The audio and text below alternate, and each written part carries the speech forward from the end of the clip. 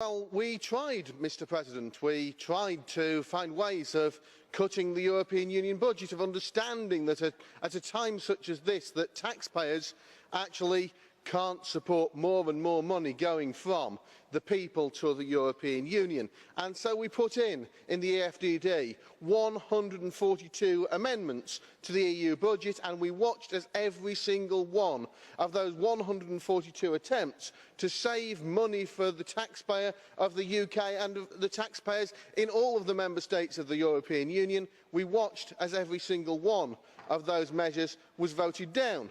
Not that it should be particularly surprised, just like the last 55 times the UK tried to oppose a measure in the Council of Ministers, we were voted down 55 out of 55 times. So I suppose it's not really a surprise, is it? We put forward measures on issues like coordination and surveillance of and communication on the EMU, including the euro. Do we really need to be spending more money on a propaganda campaign on the euro?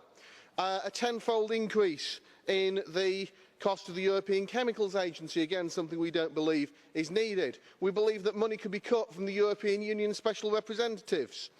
The European Council, this whole gentleman's agreement that supposedly exists, and yet, as we've seen even today, as we've talked about the 2013 discharge, that the Council just isn't even answering the Parliament's questions. Well, if they're not recognising a gentleman's agreement, then certainly so shouldn't we.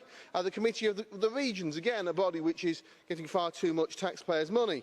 And then we look at our own house. We should put our own house in order, see what we're spending that we don't need to be. Costs of meetings and activities of former members, €210,000, that frankly doesn't actually make a difference to anything whatsoever.